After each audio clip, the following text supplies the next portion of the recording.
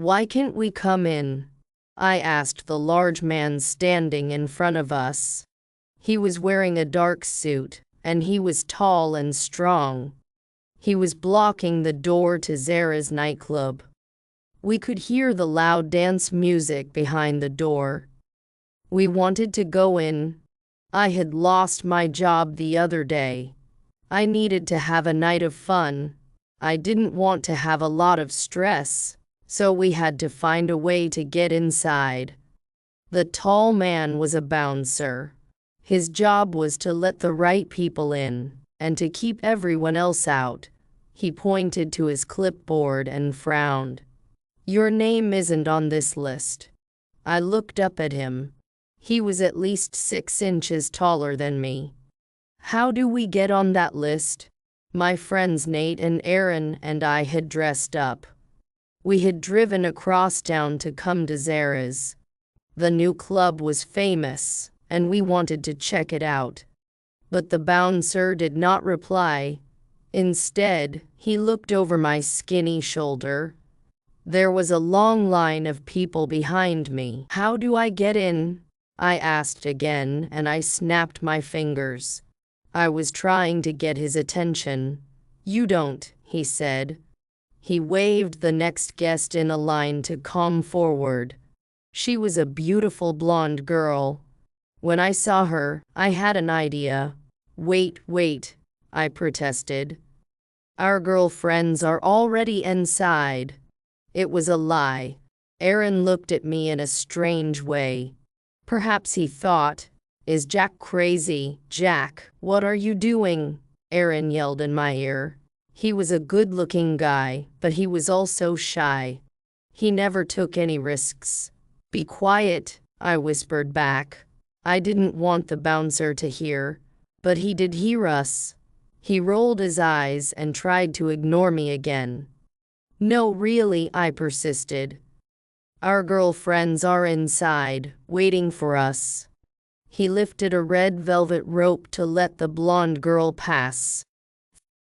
"Thanks, Bruce," she said as she walked by him. I could smell her perfume. I wanted to follow her in, but Bruce, the bouncer, shook his head at me. "Are your friends really inside?" "Yes," I answered.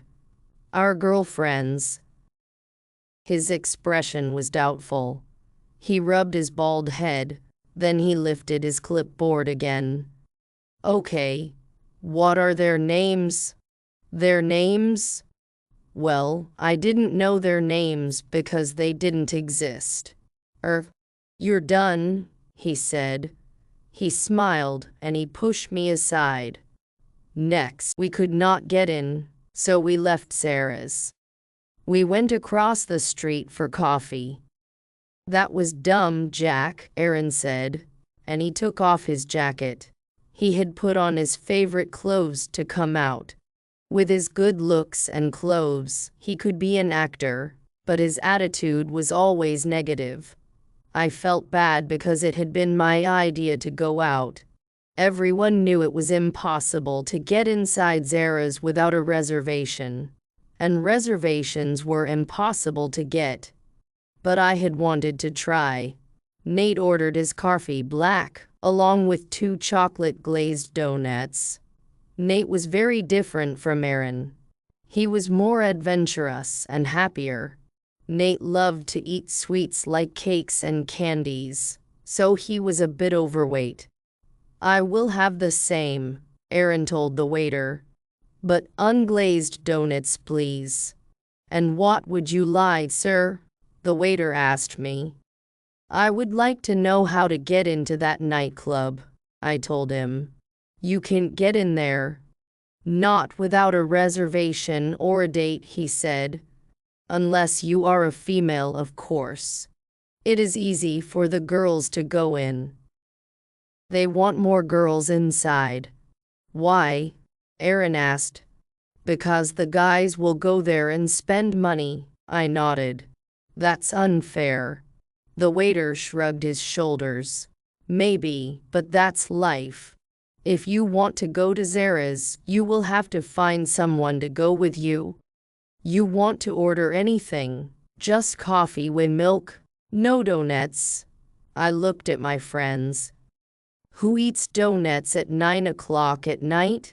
Nate and Aaron exchanged looks. We do, they said together. I sighed and crossed my arms. It looked like I was going to be spending the evening with these. After our coffees and donuts were finished, we paid our check. I noticed 3 girls sitting at a table. They were talking. They were also finished with their food and drinks. Boys, look, I said to my friends. What if no, Aaron said, cutting off my sentence.